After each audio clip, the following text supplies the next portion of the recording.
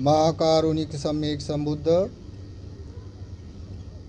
जिन्होंने उपदेश किया हुआ सद्धम्म, उस सद्धम्म पर चलते हुए मार्गगामी आर्य शावक संघ, इन तीन रत्नों के प्रति शीर्षा वंदन करते हुए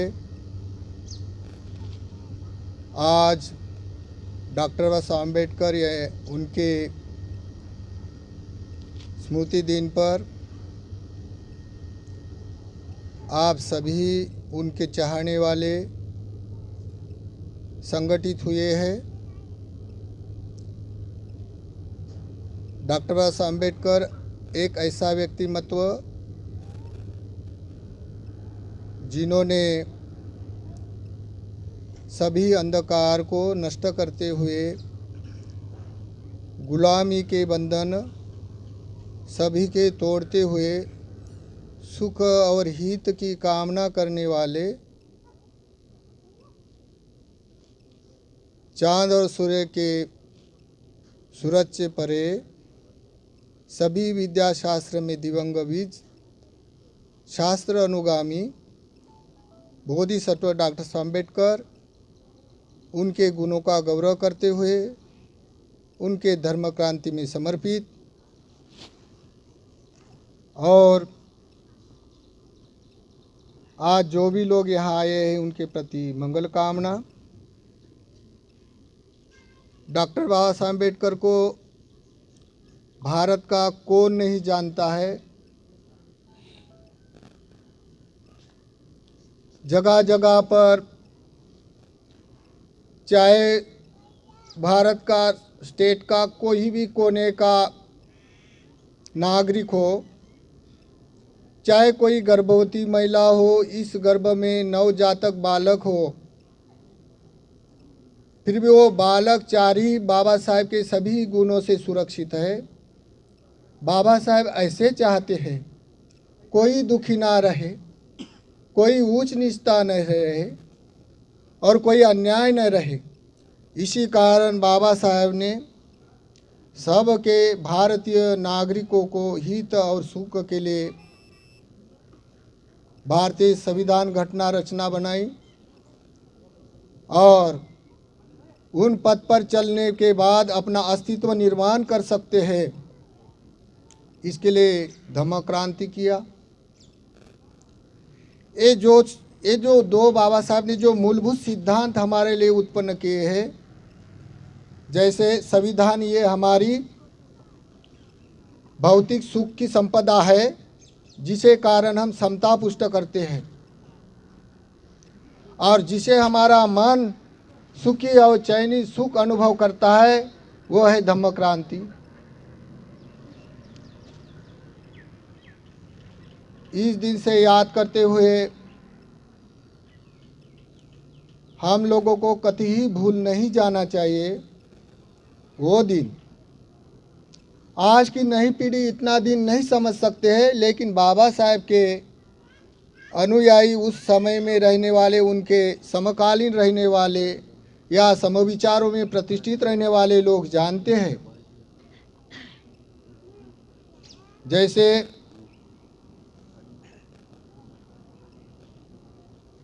हुकुमशाही हो और धर्म क्षेत्र में अराजकता हो, ऊंच नीचता और जातीयता हो, उस टाइम कोई एक सच्चा राह पर चलने वाले बंदे को अराजकता के कारण कोई बंदा आके उनके पेट में सुराख घुसता है, तो वो अन्याय कोई भी कसूर न रहते हुए बिना कारण से कोई आदमी जब सुरा अपने पेट में ढोस लेता है तब उसको कैसा महसूस होता है। ये संवेदना जिसको हुई वही जान सकता है, जिसने ये भारत में जातीयता उच्चता नीचता के बहुत कष्ट झेले हैं, उस लोगों को ये समझ में आ जाएगा क्या अन्याय के तौर पर कोई एक आदि बंदे को सुराख उपसते। इस तरीका की संवेदना वेदना हमको होने वाली सभी वेदना को हमारा पूरा करने वाला डॉक्टर साहब अम्बेडकर, जिनके प्रति हम लोग नतमस्तक होते हैं, उनके गुण गाते हैं। भलाए अपने अपने तरीक़ा से जिसने जैसा जैसा समझा है बाबा साहब को। कोई राजकारण क्षेत्र में है तो राजकारण के तौर पर ही देखते हैं, कोई धर्म क्षेत्र में है तो धर्म के तौर पर देखते हैं, कोई केवल अपना जुगाड़ जमाने वाला है, अपना अपना धन इकट्ठा करके अपनी प्रतिष्ठा बनाने वाले तो वो ऐसा देखते हैं। जो भी बाबा साहब को चाहने वाले हैं अपने अपने देखने का एक तौर तरीका है, लेकिन बाबा साहब ने ऐसा कभी नहीं देखा, सबको एक साथ देखा। जैसी बाबा साहब की एक घटना याद आती है मुझे। एक बार बाबा साहब जब घटना बना रहे थे तब मसूदा चालू था।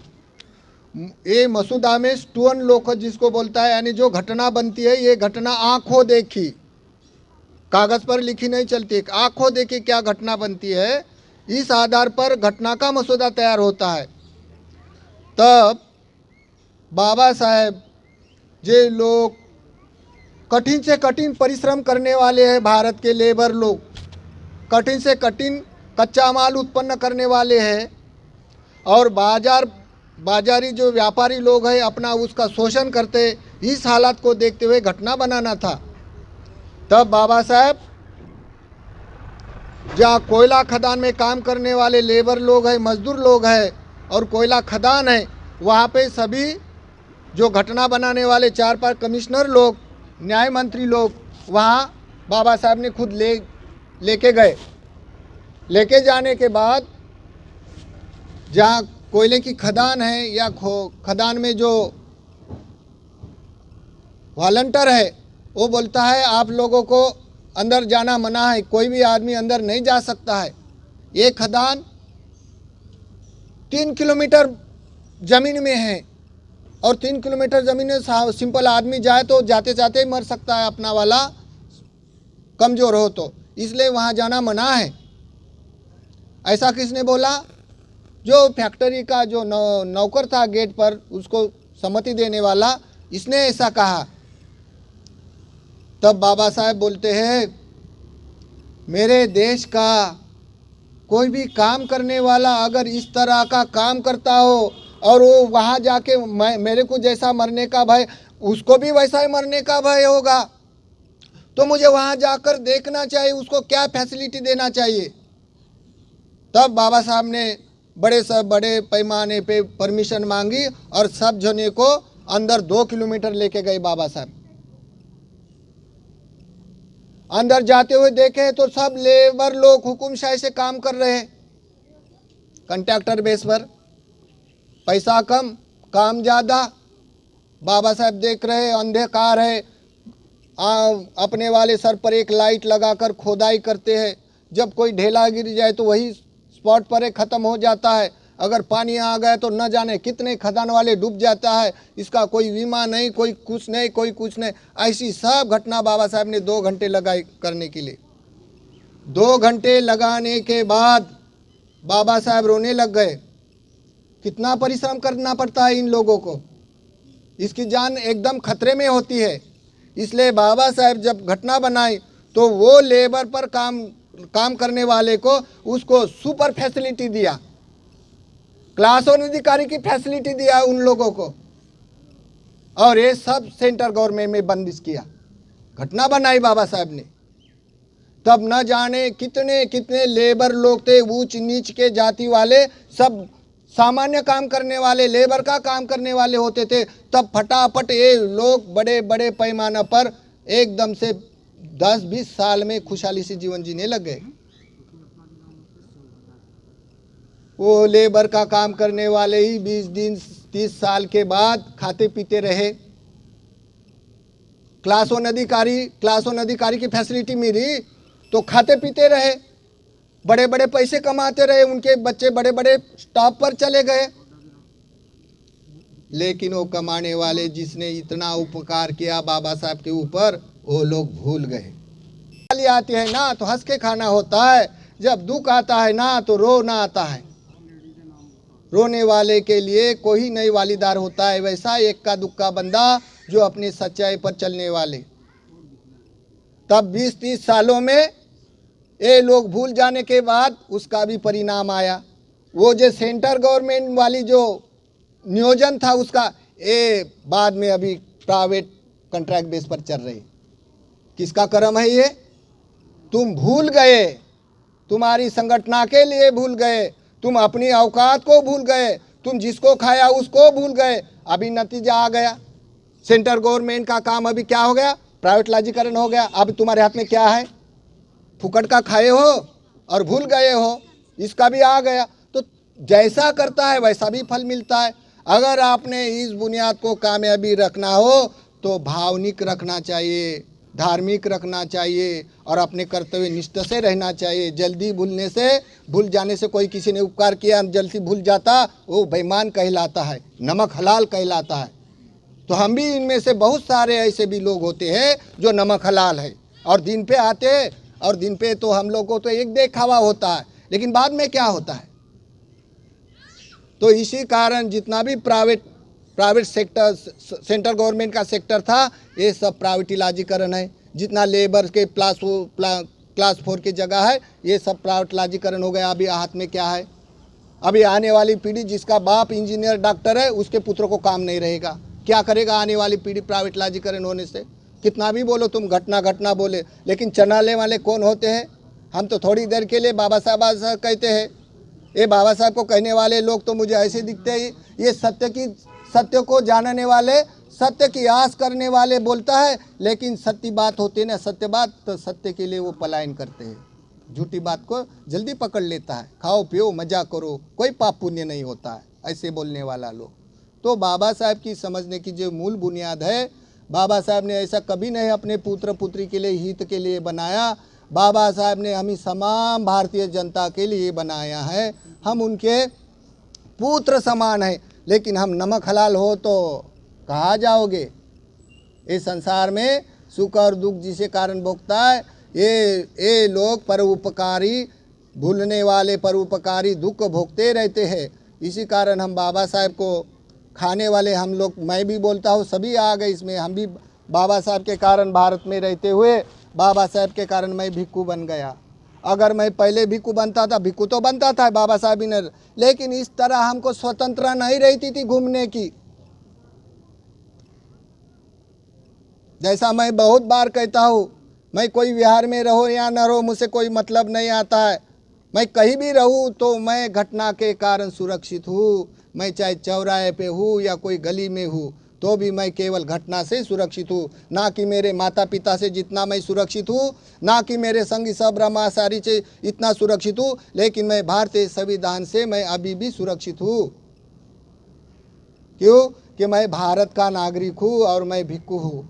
इसी कारण बाबा साहब का इतना बड़ा परोपकार जो लोग स्वाध्याय करने वाले, समझने वाले वही जानते हैं। तो हम लोग जैसा भी हो, जिसको जैसे दूध में जितना शक्कर डाले उतना मीठा होता है।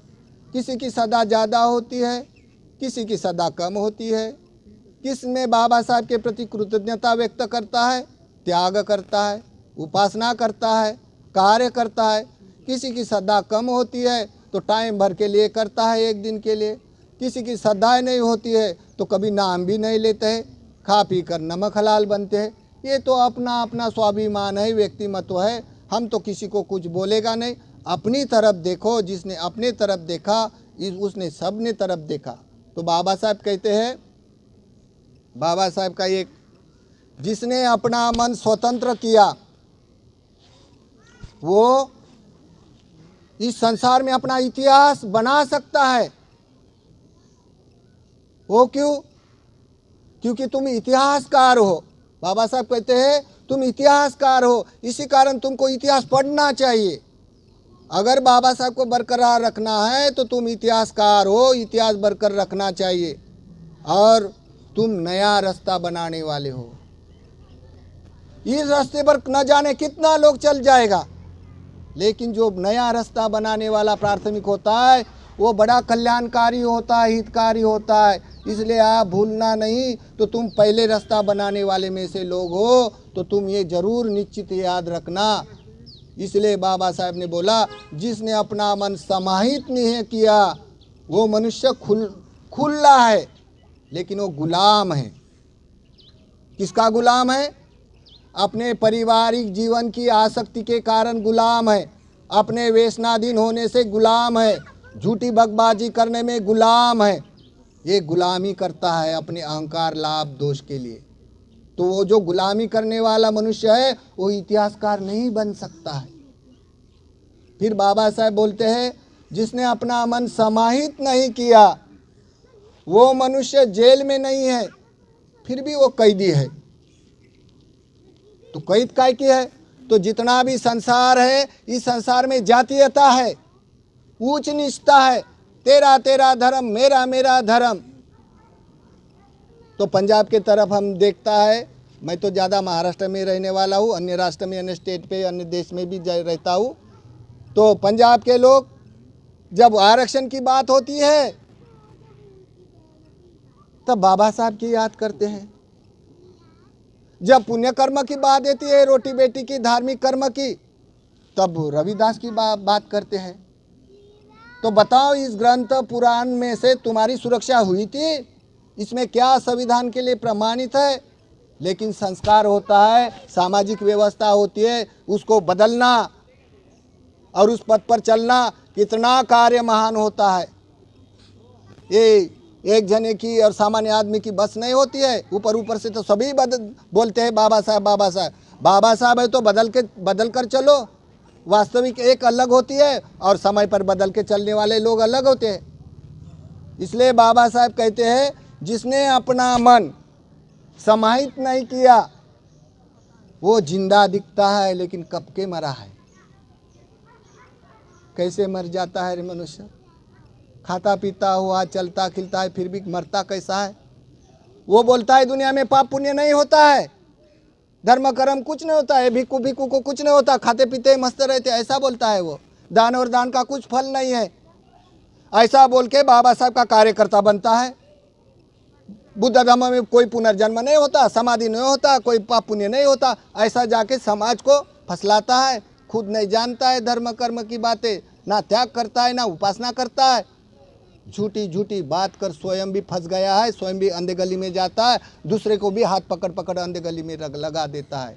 तो वो आदमी जिंदा तो दिखता है लेकिन कब से मरा है। बाबा साहब कहते हैं, इसलिए सत्य के आर पर चलना है तो सत्य के लिए पलायन मत करो। सत्यवाद स्वीकारना इतना ही कठिन होता है संसार में। तब तो ना हमारा परिवार कोई काम आता है, ना कोई हमारा संगी साथी काम आता है, केवल हमारे कर्म धर्म काम आते हैं। इसलिए बाबा साहब जैसे हस्ती को अगर हम झूठा मूठा करें और बनावटी राह पर चले बाबा साहब के लिए, तो संसार में न जाने, वो संसार नहीं जानता, इसलिए ऐसे बोलते हैं। लेकिन बाबा साहब एक ऐसी हस्ती है संसार में, भारत की तो छोड़ो, लेकिन संसार में एक ऐसी हस्ती है का जिसका इस जीवन में, मनुष्य जीवन में सुख और दुख का, अच्छा और बुराई का मूल्यांकन कर सकता है। अगर बाबा साहब ने होते तो हम कहाँ होते, बाबा साहब ने होते तो हम यहाँ नहीं होते हैं। इसी कारण बाबा साहब कोई बोलने की बात नहीं, अपने में धारण करने की बात है। इसलिए हम इतना ही बोलते हुए बाबा साहब के प्रति कृतज्ञता व्यक्त करते हुए, उनके धर्म क्रांति में समर्पित रहते हुए उनके प्रति सम्मान करते हैं, उनके गुणों का गौरव करते हैं। साधु साधु साधु।